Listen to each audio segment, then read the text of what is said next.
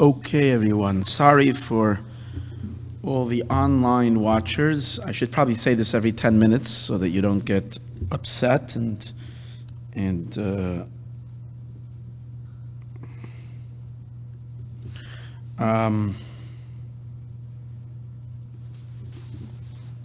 so that you don't get upset about not having any visual today. Our camera that we used went kaput, and we need a new camera. Hashem will help that we'll get even a better camera, Be'ezus Hashem, very soon. But meanwhile, the camera is not in operation, so all we have is audio. Unless you want to come here to 140 North La Brea, and you can actually participate in the physically in the shiur. And then you can have the sights and sounds. But like this, it's only the audio, okay? So please, if anybody during the course of the shiur is going to start writing comments on YouTube or on Facebook or whatever it is, hey, there's no sound, the camera's not working, So anybody that heard this at the beginning, please answer them that has been discussed at the beginning of the class. Thank you. Okay. After that has been said, we're ready to begin. So we're in Chodesh Nisan, we're in the month of redemption. It's a really, really, really exciting time. And let's find the redemption in the parsha, as we've always talking about the excitement of where we're standing right now.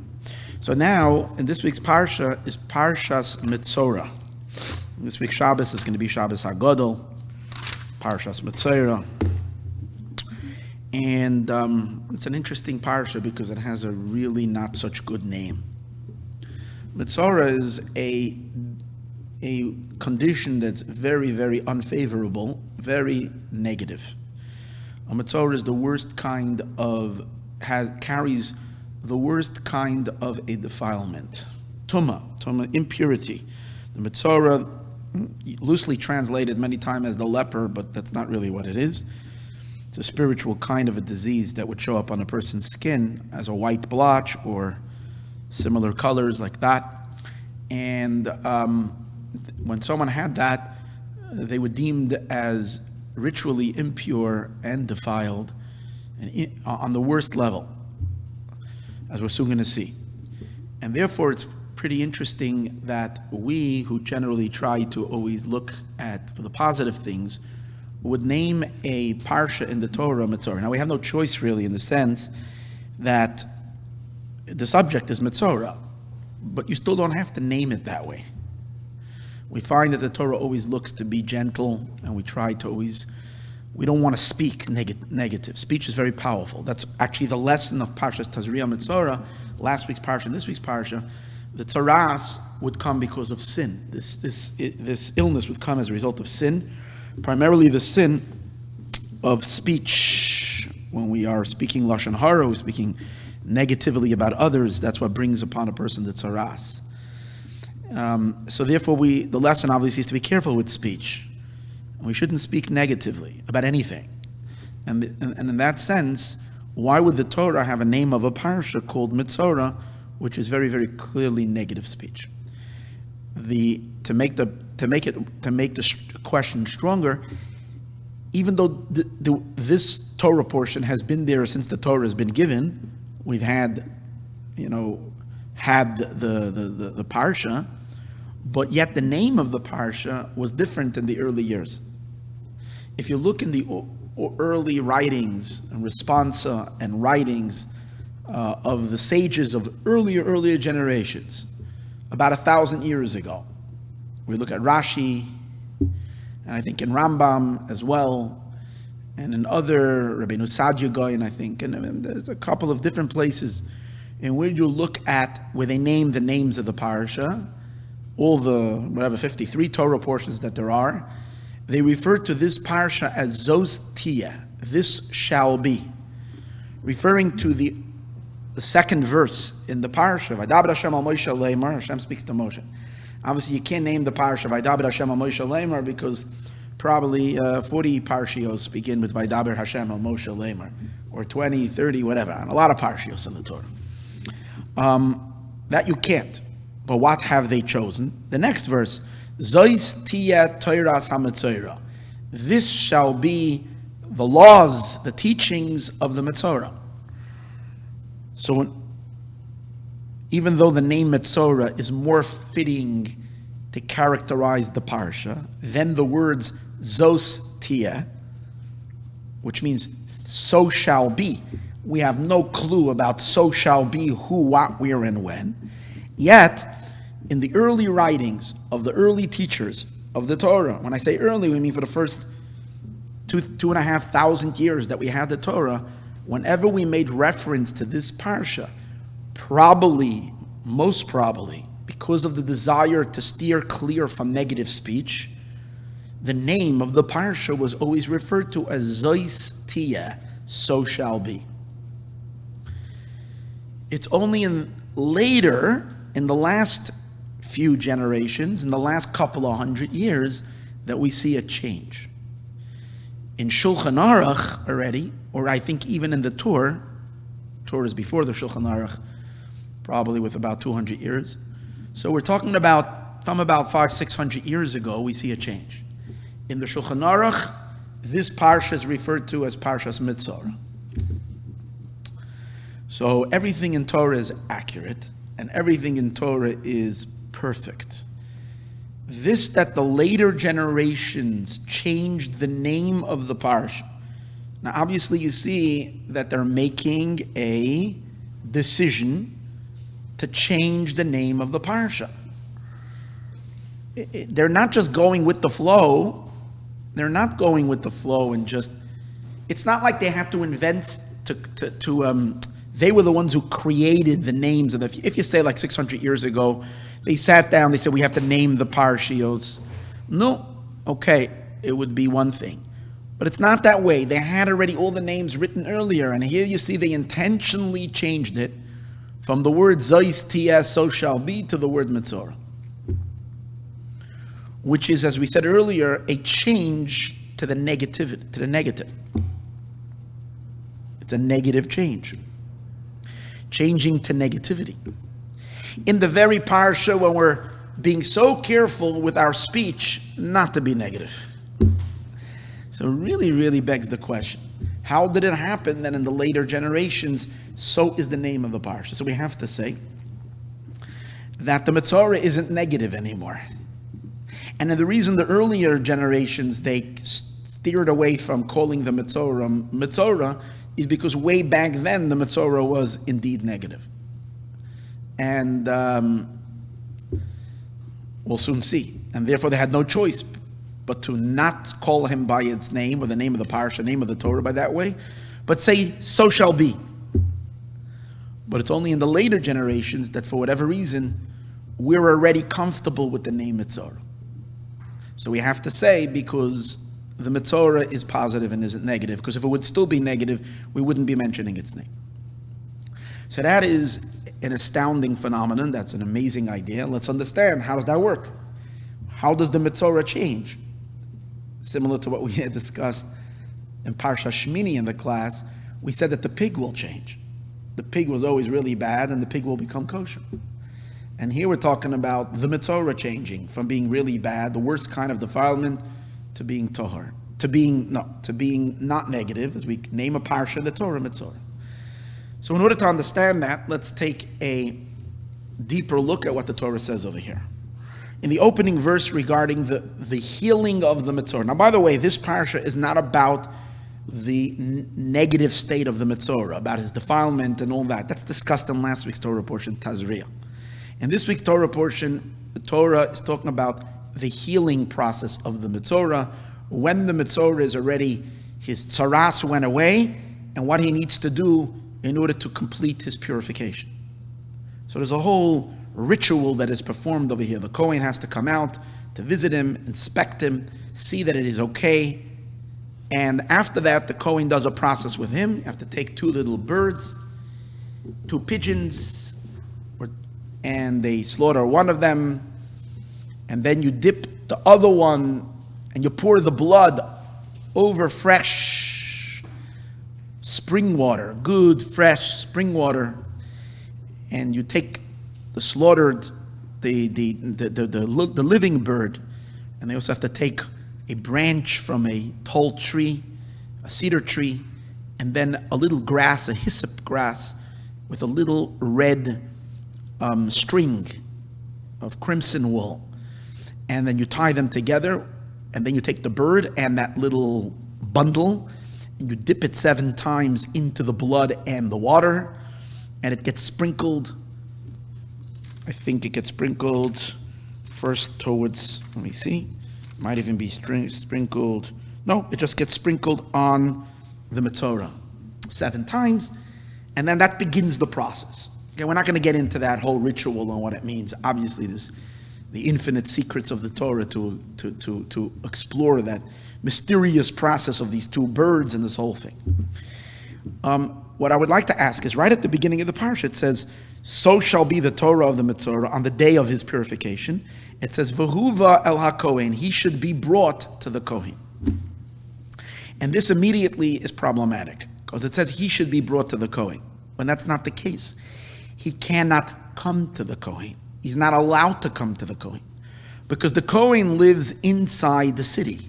The Kohen lives inside Yerushalayim. The Kohen is living wherever it is, inside the machaneh, inside the camp.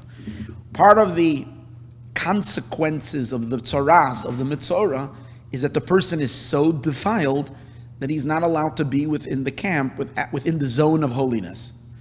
As we're soon going to see, there's various different zones of holiness. There's zone A, extreme holiness, zone B, holy, but a little less, and then zone C, which is also holy. It's the lowest level of holiness. The Metzorah is not allowed to step even into zone C. He has to be outside of the camp.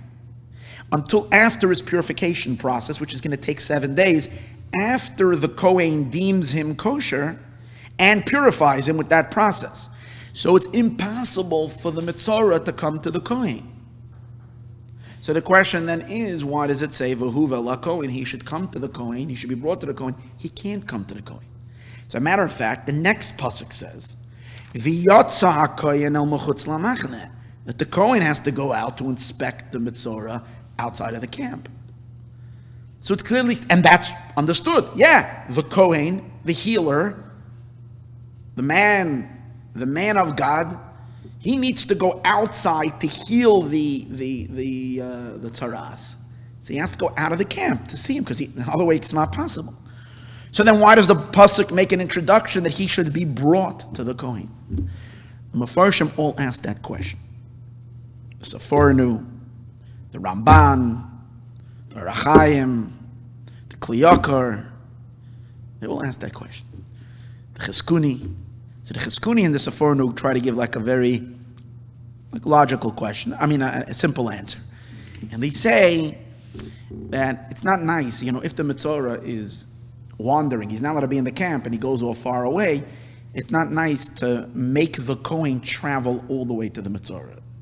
It's bad enough that the Kohen has to schlep outside of the camps of holiness to go see him. So that we have no choice, because he can't bring him to the machaneh, the Kohen has to go inspect him. Therefore, only as menschlichkeit, as decency, you tell the Metzorah, go as close to the camp as you can. That's the meaning of V'huva el haKohen. We bring the Metzorah from wherever he is staying. He should come to the border, really to the fence, to the walls of the city, and then the Kohen will come just outside the wall and to inspect him. So like this, we're not bothering the Kohen too much. Okay, that's a kind of a technical type of an answer.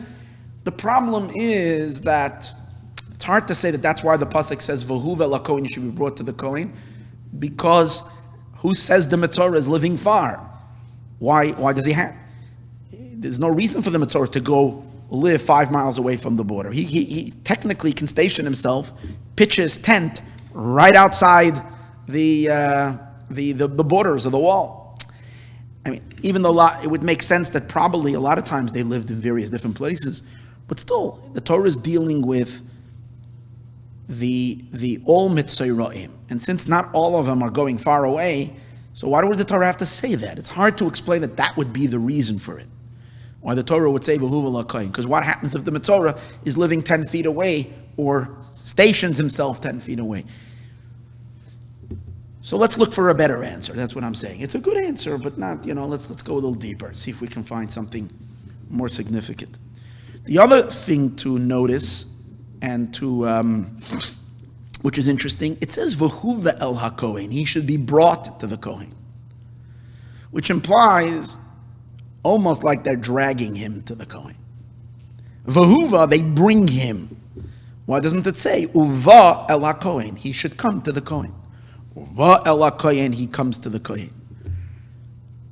Again, we don't understand why it has to say that he comes. It's not even him coming, the kohen is going to see him. But why? The Kohen is coming to heal him. This guy, poor guy, has been excommunicated. He's living out there. He lives in isolation. He is sequestered. He's alone. He's cut off from society, as we're soon going to see. Now he sees that he's being healed, so he's probably so excited and so happy that his tzaras went away. He's running as fast as his feet can carry him with excitement to come see the Kohen. But the pasuk implies v'huva el hakohen, he should be brought, which seems to say even against his will. Al karcho, against his will. So this needs to be understood. Why does it do that? Why does it say so? So the Kli Yakar asked this question, and the Kli Yakar says that, if this guy would have been hanging around the Kohen is the tzaddik. If he would have submitted himself to the tzaddik from the very beginning, before he got into trouble in the first place, and the tzaddik would have taught him the ways of peace, the ways of kindness, the ways of avas Yisroel, of loving fellow Jews, he would have never messed up with this lashon hara business. So he would have never ended up outside of the camp, and things would have been good. But because this guy didn't do that, Hashem had to inflict him with tzaras, and the tzaras taught him a lesson. So now the tzaras is what's forcing him to change his ways.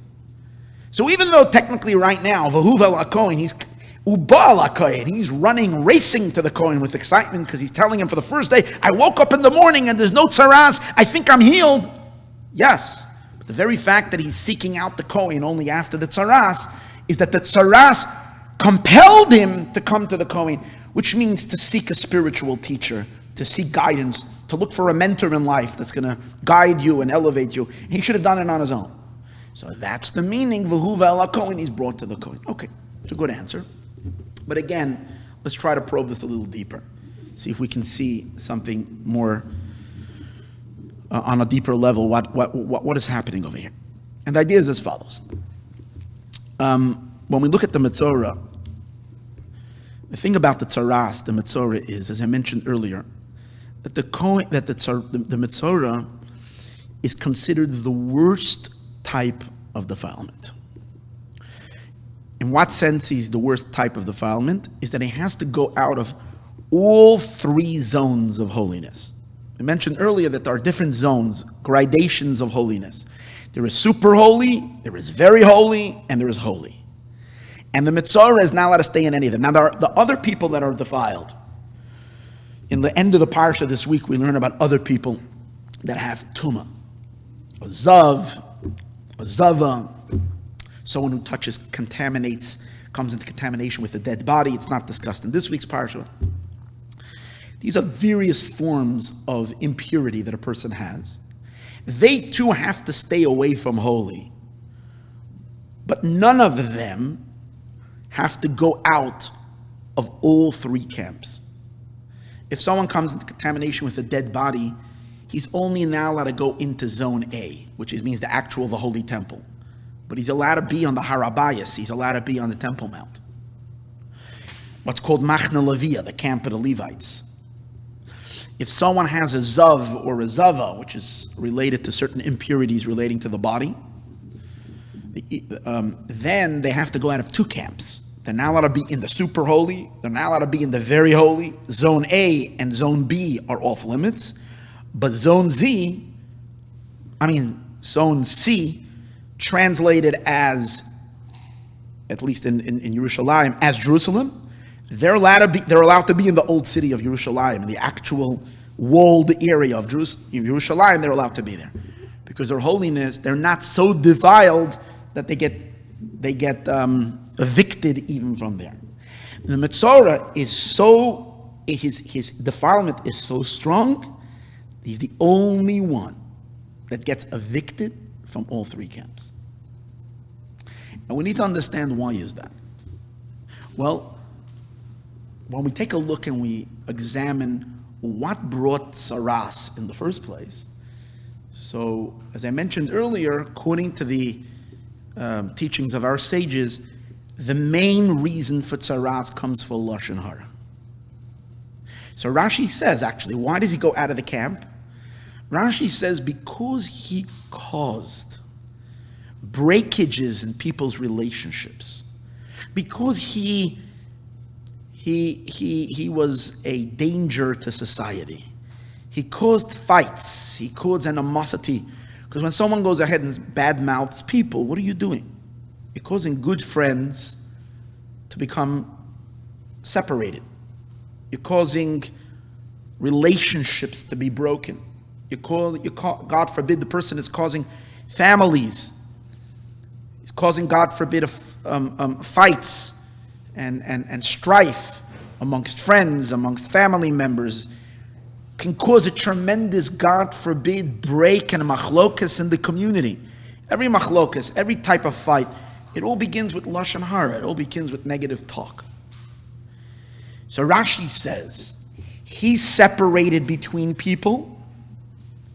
He distanced the heart of people one from each other.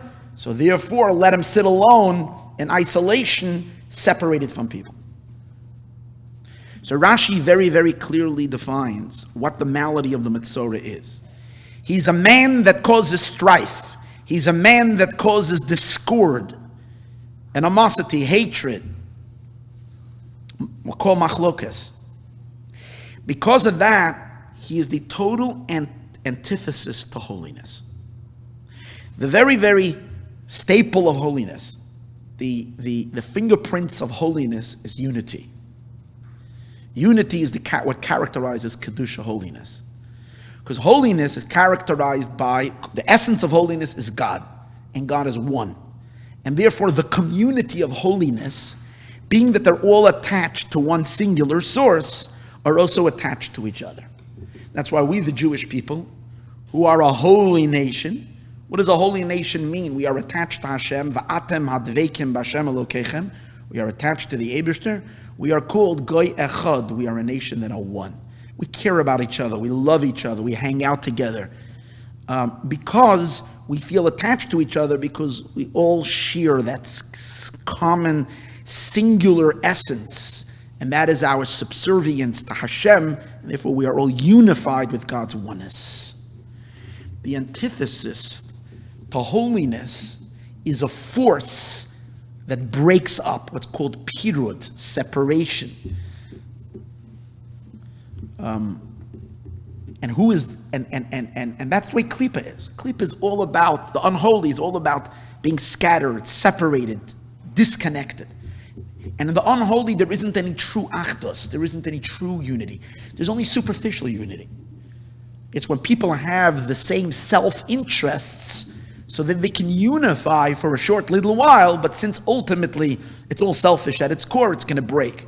It's going to disintegrate.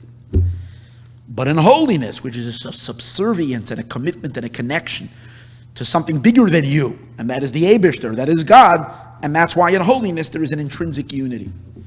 That's why in Chassidus, we mentioned it in different classes, the force that is considered the most opposing to Hashem is a nation called Midyan. Midyan is the klipa, it's the power, it's the unholy power of strife. Midyan means quarrel. The very definition of the word Midyan means a fight, quarreling. So the nation of Midyan, they represented quarreling. That's why the Eibishter says, the Koim Nikmas, go take revenge of Midyan. Because they stand opposite of Yudke Vavke, they stand opposite of Hashem Echad. Metzorah, he's related to Midyan. That's his business. He walks around, he or she walks around from place to place and delivering various different information that's going to cause a medan. It's going to cause a breakup. It's going to cause a difficulty in the relationship. It's going to make it harder for the people to love each other and connect to each other and be one with each other. Therefore, we can understand how the Metzorah is so opposite and so antithetical to everything holy. For that reason, he or she cannot even walk into the zone that has the most minimal holiness. That area cannot tolerate this person, and therefore it spits him out. So the Metzorah has to be outside of the camp. To take that a step further, not only is he distanced, the Metzorah, from the 3 levels of holiness, that holiness can't tolerate him, even the unholy is uncomfortable with the Metzorah. That's how malicious that Lashon Hara is. Where do you find that? You see, when the Metzorah is outside of the camp, he has to sit in isolation. And the law is he has to be sequestered. No one is allowed to hang out with him or her. Who's not allowed to hang? So Rashi says, even other impure, defiled people can't room and dorm with this person. So let's say you have a Zav who doesn't have to go out of all 3 machanos, but for whatever reason is looking for an apartment outside of whatever. So he goes and he wants to meet up with the Metzorah. No, he can't be together with him. So even and there are 3 types of tumah that are mentioned. And all 3 of them, which are 3 levels of impurity, the Metzorah has to be isolated from all of them. So we're talking about an entity, a being that is considered so opposite of holiness to the extreme of the extremes, basically stands against God. That's what the Metzorah is. Now why? If he spoke Lashon Hara, why is he considered to be against God? So we take a look at Rambam. The Rambam in the laws of Tzaras, the Rambam spells it out. Because Rambam says even though all he or she is doing is just breaking up relationships, but eventually a person that does that is going to end up to work against Hashem himself. The Rambam says, wicked people that are tipshim, they're fools. They speak big things. Okay, hold on. These are the scoffers. First they speak stupidity, foolishness. And then they make fun of the righteous. And then he brings verses for that. Then they speak against the prophets. And to question the words of godly people, of the prophets. And then finally, they come to speak against God himself. And then they deny the very existence of God. In other words, they're prone to fall into atheism and complete rejection of Hashem. From what? From speaking Lashon Hara. How exactly you make the connection? What exactly is the psychological downfall over here? I can't explain it to you, but that's what the Rambam says. So now we can understand why this person is considered to be totally against holiness, the furthest extreme. However, there is one thing working for the Metzorah. What is working for the Metzorah that we can never take away from him? What's working for the Metzorah is the Metzorah is a Jew. And since he's a Jew, he or she has hope. The Metzorah is never hopeless. Why? Because there's no such a thing as a Jew that's doomed forever. The Pasuk promises us, Ki lo yidach mimeno nidach. It will never be cast away someone forever, to be cast away forever. And therefore, it says in Shulchan Aruch, in the Shulchan Aruch of the Tanya, Shulchan Aruch Harav, in Hilchos Talmud Torah, the laws of Torah study. Over there, the Alter Rebbe, Shneur Zalman of Liadi, questions. We know that a person who's learning Shalol Lishma, especially someone who's learning for the wrong purposes, to show others, to be a show-off, or the like, or to the point to prove others that he's smarter than them. That's the worst way of learning. And when you're learning Torah like that, the Torah is actually having a negative effect on the world. It's not producing holiness. It's producing klipa. It's festering full of forces of impurity. They're deriving energy from the Torah that this person is learning. So the Alter Rebbe asks the question, should that person continue learning? Or should we make sure that we should take all of his books and hide them, take them away from him? So the Alter Rebbe says, for sure not. You let him learn and let him continue doing Torah and let him continue doing mitzvahs. Why? Because every mitzvah you do, deep inside the mitzvah, there is a godly flow. It's only covered up with a bunch of unholiness. But the Alter Rebbe says, in the end, every single neshama is going to do tshuva.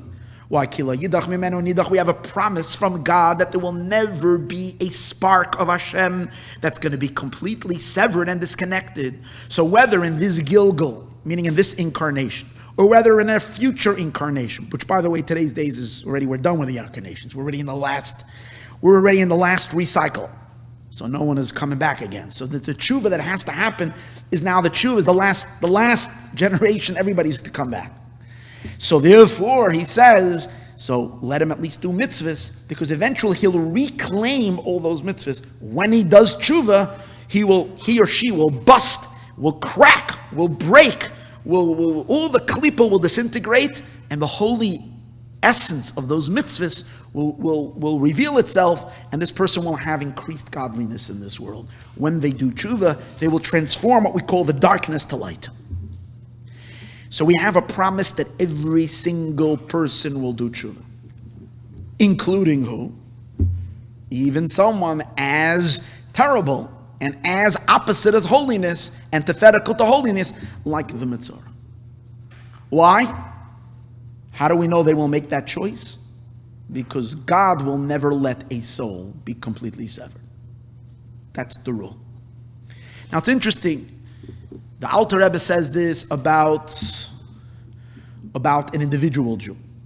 This past Thursday night we were learning about this, and this past Thursday night we learned a phenomenal discourse about HaChodesh Azelachem Rosh Chadashim. You can listen to it. It's not on the website yet. I have to put it on the website. It's on YouTube. Where's Shem? I'm going to post it online. Again, we already didn't have, the camera wasn't working, so we don't have a visual on it, but we do have the audio. And in that class, we learned the discourse from the Lubavitcher Rebbe. Awesome. Incredible. And over there he talks about this, that the Rambam says, Hifticha Torah, that the Torah promises that in the end, Yidna going to do tshuva b'seif kulusan. That the Jewish people are all going to do tshuva.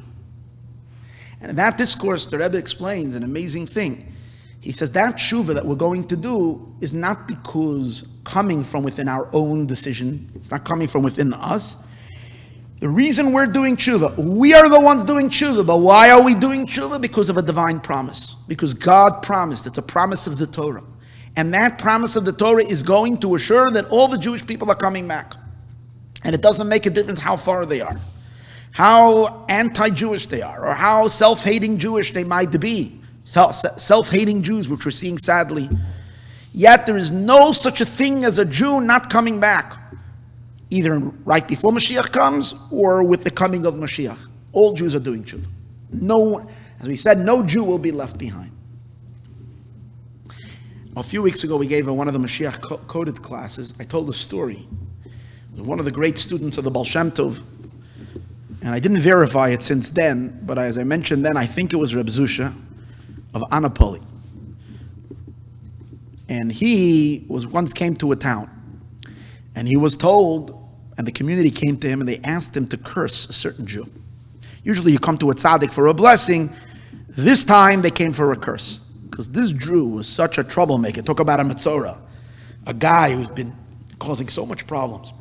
And I could imagine it was related to the fact that he was snitching on his brethren and getting them in trouble with the with the government and so on and so forth, causing a lot of them lots and lots of problems, making libels and all kinds of things. And the Jews just couldn't handle it. So they do it. Tzaddik has a power to bless. And since he has a power to bless, he has a power, he's a holy mouth, he can decree the opposite as well. So they came to this great saintly tzaddik, I think it was Reb Zusha mentioned, asking him to deliver a curse. So Reb Zusha said to them as follows. He says, very soon Moshiach is going to come. When Moshiach is going to come, it's going to be so amazing. And suddenly the honor of the Jewish people is going to rise in the world spectacularly. And the nations in the world will stand in awe in front of that unbelievable transformation. And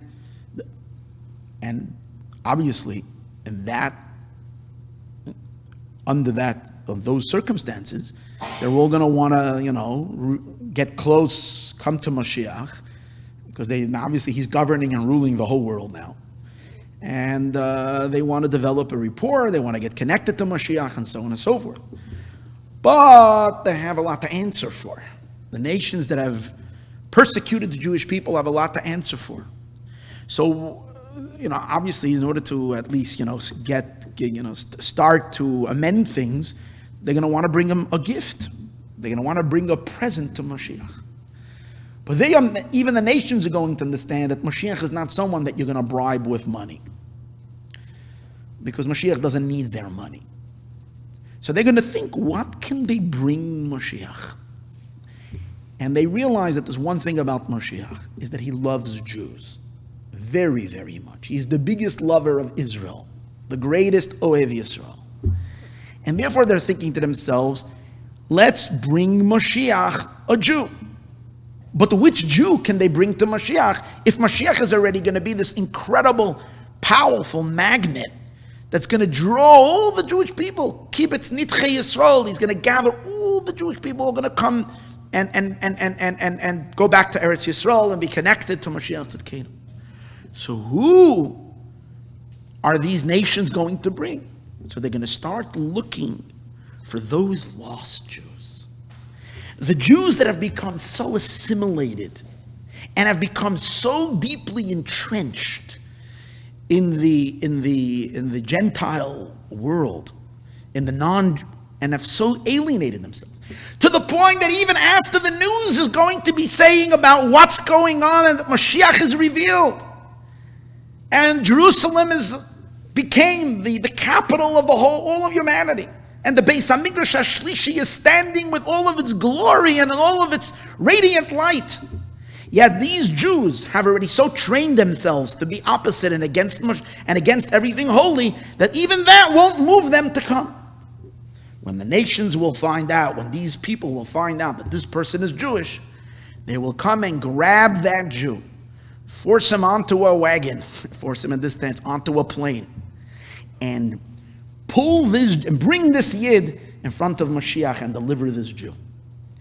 And that bribery is going to work. That's one thing that's going to work with Moshiach.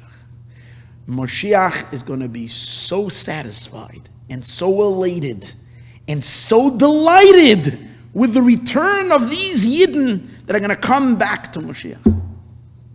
So this great tzaddik, Reb Zusha, said, the Jew, this very Jew in your town, that is going to be the present that the Gentiles are going to bring to Moshiach, that's going to bring such simcha to Moshiach, and you want me to curse Moshiach's present?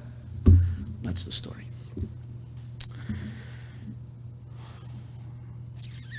So there are Jews, sadly, who are going to have to come back only kicking and screaming. But even those Jews are going to come back. And Moshiach is going to welcome them. And that's the meaning of the parsha over here. When we're talking about the Metzorah, we're talking about the Jew who has alienated himself and therefore is standing outside of all the camps, separated, severed, disconnected from Judaism completely. So what does the pasuk say? V'huva el hakohen, he will be brought. Now, let me change it a little bit. The meaning over here, as we are understanding, it doesn't necessarily mean. We're not talking about that farthest Jew that actually the nations themselves are going to bring him to Moshiach. But we're talking about Jews that what? That their return to tshuva is not coming out of their own decision making, out of their own volition, out of their own from their self inspired tshuva. It's not going to be coming from them. It's going to be coming from the powerful spiritual shofar shel Mashiach. The power, which, by the way, shofar shel Mashiach doesn't mean necessarily only a sound that we will hear when Mashiach will come. Shofar for Mashiach is already blowing the last 30, 40, 50 years. Bringing Jews back, pulling Jews back to do tshuva, to return. It's part of what the Rambam says, if Ticha Torah she Yisroel oisem tshuva b'soif gilusam, the Torah promises that Jews are going to do tshuva in the end of their exile, umiyad enigol, and instantly they're going to be redeemed. That tshuva is imposed upon them, because from within their psyche, from within their space, from within their decision-making space, if we can call it, they would not make this decision to return to God and to do tshuva. V'huva ela kohen, they're being pulled by powerful forces, powerful winds that are blowing them towards Moshiach Tzidkenu. And that's what the pasuk is speaking about, of this Metzorah, v'huva ela kohen, he gets brought to the kohen. However, being that Moshiach loves Jews more than anybody can even fathom, Moshiach is not happy that these Jews come to Moshiach only as a result of him pulling them with his powerful, magnetic, spiritual, godly pull. Moshiach is not happy with that. Moshiach wants them. Maybe they need that as an initial jolt. But Moshiach really, really, really wants that these people should return to holiness and to Torah and mitzvahs and so on and so forth out of their own volition, because they realize that this is the true path in life, and that Torah is good, and mitzvahs are good, and holiness is good. And that's truly what they've been craving for all their life. It's just been misinterpreted and misguided. And therefore, Mashiach is not going to be satisfied with that first infusion, with that powerful, as we said before, Sheifa Shel Mashiach, that will grab them. But what does the pasuk say? After v'huva ela kohen v'yotza hakohen el mechutz lamachne. The kohen represents the forces of holiness that are bringing healing to the world, operate on two ways. First, they operate in a manner is that they create that powerful suction to bring Jews in. But then the Kohen goes out. El mechutz lamachne. Mechutz lamachne means the Kohen is descending to the place, to that space where that person who's not interested in Judaism, is not interested in godliness, is not interested in this, and identifying even as part of the Jewish people. Whatever. The person supports BDS, he's fighting for the Palestinian cause, anything with Judaism is alien, far, not interested at all. And yet, v'yotza kohen, the kohen goes out to that person's, to their place, to help them recognize from within themselves that their non-Jewishness is just a klipa, it's not who they really are, and that their true desire on their own is to be connected to Am Yisroel, to the Jewish people. So there are those, you always hear, there are these very, very smart rabbis who learned a lot of Torah. They learned so much Torah and they know so much. And therefore they tell the Jewish people how 4/5 of the Jewish people are going to be cut off. And God forbid, they have no relationship, and they're non-religious Jews, and they're Erev Rav, and they're who knows what. You hear this talk all the time. Go on YouTube and listen to rabbis. They will tell you all the doomsday things about all the Jewish people. And it's very, very sad. The problem with all these rabbis is one thing: they didn't learn Chassidus. They didn't tune in yet to the Baal Shem Tov. They definitely didn't tune in to the leader of the generation, the Lubavitcher Rebbe, who changed the dynamics of everything. He revealed that a Jew is a Jew, is a Jew, is a Jew. And no matter how far the Jew is, because he has a deep, deep, deep diamond. And the greater the diamond, the more it's concealed. That's just the way it is. These Jews have the greatest light. It's not their fault that they're so covered in klipa. So we have to have tremendous compassion and love.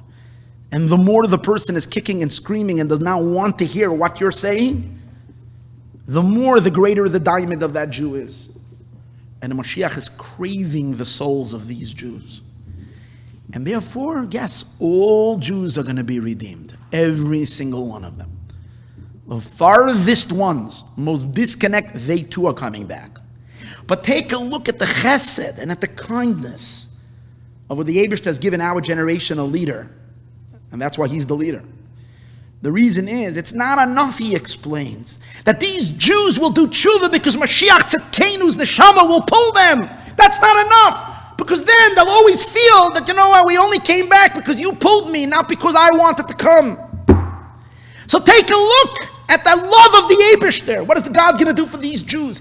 After the initial pull, which they need, because they're chas v'sholem so stuck in the muck that they can't get out on their own. So they need a jolt. They need a crane to pull them out. And that's Moshiach's crane that's going to pull every Jew out. But afterwards, Moshiach is going to put them back down in the place where they are and help them. When I say Moshiach, I don't mean necessarily Moshiach after he comes. It's part of the process in the last 20, 30, 40 years. Jews were jolted. Something inspired thousands of Jews to do tshuva. There was some kind of a ruach hatshuva that was brought into the world, actually through Moshiach Tzidkenu. This is his impact on the world. But after that, these Jews also become seeking Jews, and from within themselves found their way and did tshuva and came back to Yiddishkeit. It's both. It's v'huva el ha-kohen. He will be brought forcefully to the Kohen. When we say forcefully, means through a power that's beyond his and her decision making, some kind of a power in the universe, some kind of a spiritual power that's impacting the tshuva. But then it's going to be v'yatza kohen al mechutz lamachne, so that to heal the person in the very space where that person is, to lower himself down to every single Jew, to elevate the Jew from within their own space, so that they can choose it not through an overwhelming force that's outside of them, that's impacting them, but through their own process of appreciation, of realization of what's true and what's real, and that's how they do tshuva. Once that happens, you know what happens to the Baal Tshuva? You know what happens? That Metzorah is a Baal Tshuva. Once the Metzorah is a Baal Tshuva, he stands higher than the Tzaddik. And the reason why the Baal Tshuva is higher than the Tzaddik is because the Tzaddik only has light. And the Baal Tshuva has darkness that was converted to light.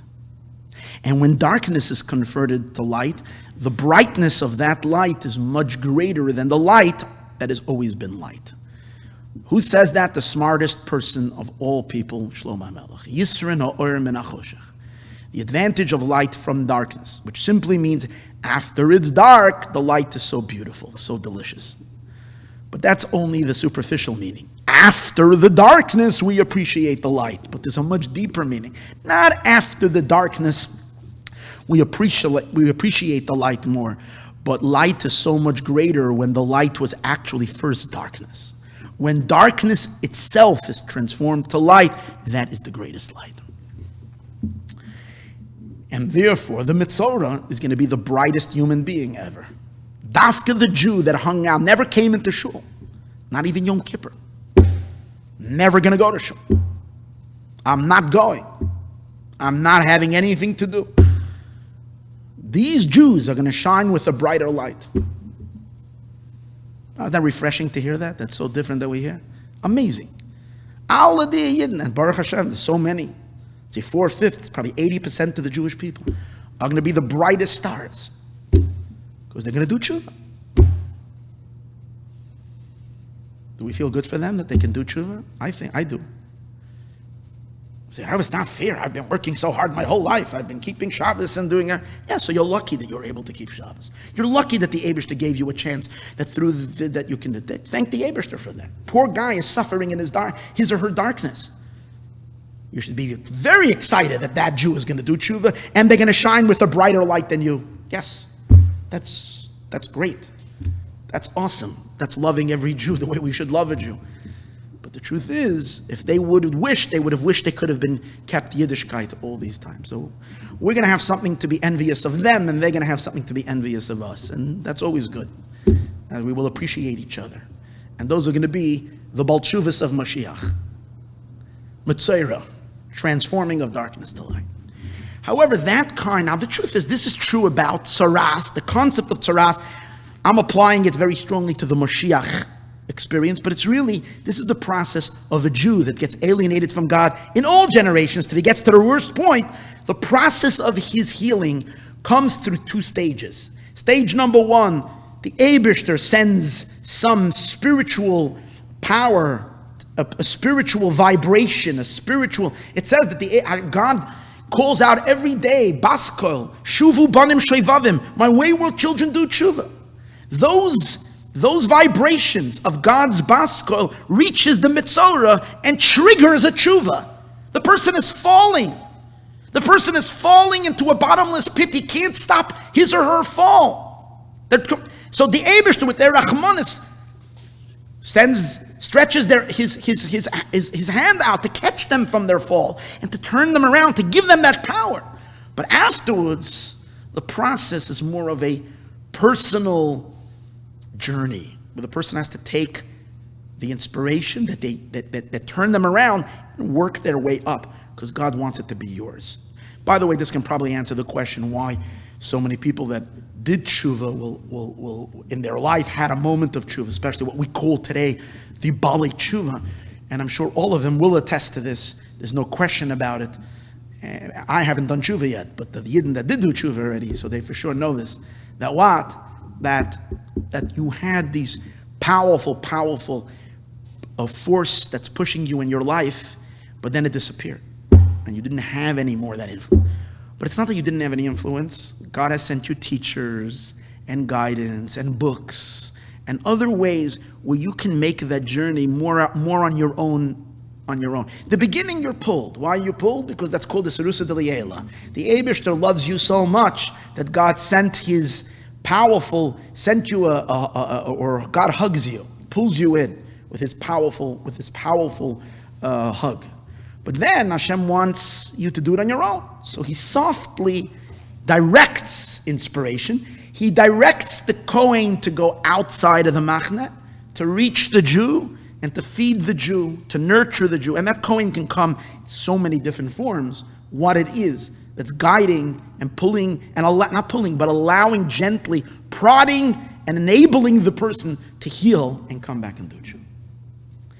However, this idea that the Metzorah, who is the Baal Tshuva, will have achieved something that all their sins, imagine this, that darkness itself, and that all their sins will become the brightest light, what we call the Sapcha, Chashucha, and Ahura, darkness will turn to light, is something that really will only happen in the Messianic era.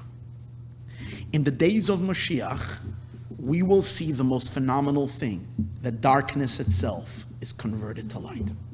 Before Moshiach comes, we don't have that really manifest in the world. What we do have is we have sometimes that in the place that was once dark, there is light. That too is called transforming darkness to light, is that the darkness went away, and in the place that was once dark is now occupied with light. That's also showing on a powerful light that it's able to go down so low even to a space that was once dark. That the light is limitless. I'll give you another example for that. In Mitzrayim, it says Mitzrayim was such a, Pesach is coming. Mitzrayim was such a place of defilement. It had such tumah, such impurity, and it was such a thick impurity. It says that that the reason the Jews couldn't get out because no one can come heal, no one can schlep them out, because holiness can't come down there. The moment something holy came into Mitzrayim, the holy became corrupted.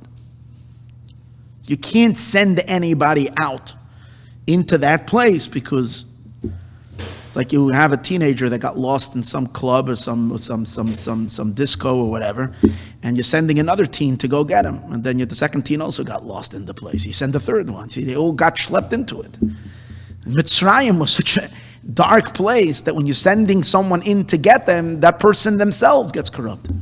That's why the Torah says, we say it in the Agada, that even a malach couldn't do it. Ani v'lo malach, ani v'lo shliach. The Eibishter himself had to do it. The infinite light of Hashem. In a Chassidus it says, HaKadosh Baruch Hu b'chvoide b'atzmai refers to the Or Ein Sof, the infinite light. Because anything less than the infinite, even a manifestation of the divine, can't work. A spherotic element, a element of the spheros, of the attributes, couldn't do it. Only the Ein Sof can go down to a place of darkness and to pull out the Yidden. That means that the Or Ein Sof is infinite. But when the Jews went out of Egypt, Egypt itself remained unholy. The Jews pulled the sparks out of Egypt. They left Egypt. These very Jews that were once in a dark place, their hearts were filled with klippah, now became holy. They had yearning for Hashem. They had a desire to go receive the Torah. Wow. So in a place that was once dark, there was now light. But not that the darkness itself transforms to light. Not that the sin itself becomes merit. When is that going to happen? That's going to happen when Moshiach comes. When Moshiach comes, we're not going to run away from Mitzrayim. Mitzrayim is going to become holy. And I've been speaking about this if you listen to the Parsha Shmini class. By the way, anybody that's listening tonight, you didn't listen to the Parsha Shmini, I would highly recommend. It's called A Kosher Pig. That class, so there we spoke about it. You're seeing today in the world that the very forces that have caused so much pain and suffering to the Jewish people throughout the ages, the forces of Edom, the forces, have become the greatest allies and the greatest powers that are going to push the Jewish people to the redemption. It's unbelievable what we're seeing. We're seeing what we're witnessing today in the news. We're walking around our business, daily business, as if, life goes on, but it's not life going on. What's happening, it's sad to me, it hurts me deeply that some people don't even see this at all. But it's the truth. We're in the midst of a most magnificent redemption. It's happening. The miracles, the politics that you're reading in the newspapers is the story of the redemption. The fact that today, the Iranian Republican Guard that stands ready to decimate Israel is the first time in history an entire army that belonging to a nation was deemed a terrorist organization by the White House.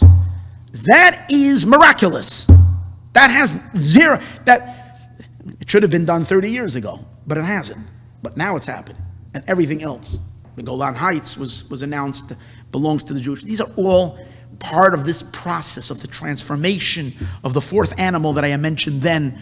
This is darkness turning to light. And what it really means is that now, every single one of us can know that all of our sins, all of our dark moments, all of them can actually, one moment of tshuva, we can turn all that into merit, into the brightest light. It wasn't available in all of history, it's available now. Why? And the answer is very deep. So the Lubavitcher Rebbe says the answer is that only when Moshiach will come will we have the revelation of what's called Atzmos. Atzmos means the very quintessence of God. To turn darkness itself into light is only B'koyach ha'atzmos, the power of the essence of Hashem. The revelations of God's light, Hashem's infinite projections and revelations, even if it's Or Ein Sof, even if it's that great light that revealed itself in Mitzrayim, but if it's not the essence of Hashem, it does not have the power to transform darkness to light. Why? Why is it only in the Eibishter himself to transform darkness to light? So he brings from the previous Chabad Rebbe, Rabbi Yosef Yitzchak, a very deep teaching. I'm going to do it very shortly. And he explains like this. Darkness and light are two opposites. To convert one to the other, one is holy, good, light, revelation of Hashem. The other one is concealment of God. So the two have no relationship one to each other. Usually wherever there is darkness is off limits to light. Kedusha cannot go into darkness. If Kedusha goes into darkness, usually what happens, the darkness grabs the Kedusha, as we spoke earlier, and converts it to darkness. And the darkness becomes even stronger. We mentioned earlier that unless it's an infinite power of light, that it's able to penetrate even into the darkness. And then what's going to happen? The darkness is going to vacate and the light will take its place. But not that the darkness will convert to light. What does it take to convert darkness to light? Only Atzmos, only the essence of God. Why? So he says, simple idea. He says, let's trace. Ultimately, everything has to come from Hashem. So all negativity and all evil and everything that's like horrible and even garbage in the world, really negative stuff, if we trace them back, how do they exist? They can only exist because God is hiding himself. And then Chassidus, that's called the power of the Eibishter's Tzimtzum. Hashem has a power of Gilui, Hashem has a power to reveal himself, and Hashem has a power of Tzimtzum, he conceals himself. So as a result of the Eibishter's Tzimtzum, this power of concealment, of contraction, so in the space where God is not, so to speak, or at least imagines itself as God is not in that space, negativity can come in. Where God is, there is no negative. So what's holiness? Oh, holiness is a place that's not so impacted by the tzimtzum. The light of Hashem is flowing into that place. But the places of darkness, they're thriving on the tzimtzum, on the contraction, on Hashem's hiding of himself. Obviously, they too must have a little bit of light of Hashem, or else they couldn't exist. But the light is so little, and therefore the klippa is very strong in that vacuum of Hashem, which is in that space of this tzimtzum. That's as long as we are dealing. So if we're measuring, if we're looking at these two elements, light and darkness are opposites. But let's go back to before creation, before the whole process begins, and all you have is the essence of God. Over there you have two potentials. What's the potential? There is the potential of Hashem to express himself, and there is also the potential of God to do what? Not to express himself. Now here's what the Friediger Rebbe says. This is what Chassidus, the brilliance of Chassidus. Chassidus says, if you ask the question, in that level of the divine essence, are these two separate potentials? A potential to reveal and a potential to conceal, to withhold, or to bring him, to hold in? These are not two separate powers. It's one idea. God is a kol yochel. The Eibishter is a kol yochel. Kol yochel means he's omnipotent. He can do anything. So he can express or he can hide. But in this level, on this depth, in this essential state, the hiding and the revelation is one entity within Atzmos. The fact that he can do whatever he wants. At this point, light and darkness are the same. There's no two. Only when the Eibishter's essence will be revealed in the world, which is the shoresh of shoresh, the very, very beginning, the root sheberut of light and darkness, which on that level, the light and the darkness aren't two separate things. It's both the Eibishter's, Hashem's omnipotence to do whatever he wants. So when that is revealed, even that which is a derivative of the concealment, of the Eibishter's potential to conceal, even if it's a gazillion levels derivative, meaning it comes through stages. Hashem's concealment allowed for this to happen, which allowed for that to happen, which allowed for that to happen. And until you get to an extreme manifestation of a horror, of something so dark. And then on the other hand, you have the worlds of holiness, the revelation of holiness, two opposites. But once their very, very, very essence of everything reveals himself, which is the Eibishter himself, then even the most dark can switch over to be infinitely bright. And the darkest life can become the brightest life in a split second. However, the Rebbe says that's only going to happen when Moshiach comes. That's only going to manifest in the world in the coming of Moshiach. Moshiach Tzedkeinu is going to bring the essence of God into revelation in this world. And therefore, the Rebbe says like this. In the earlier generations, the concept of Metzorah was as we said earlier, Metzorah is a dark person. So Metzorah can't be Torah. Metzorah and Torah are two opposites.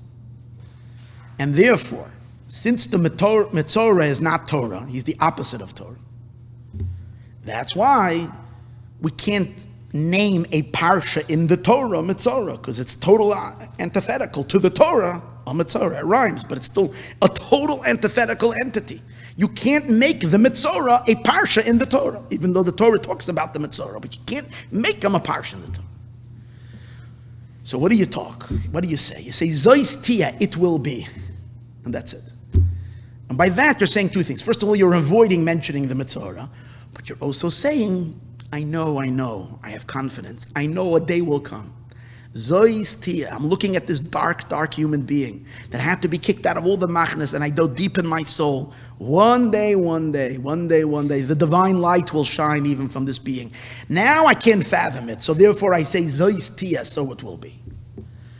And the Rebbe says, but in the last generations, as we're getting pretty close to Moshiach, meant already from the days of the Beis Yosef, 400 or 500 years ago, the light of Moshiach, the work of Torah and mitzvahs has already so purified the world. The lights of Moshiach are beginning to shine through the cracks. Moshiach is standing behind the wall.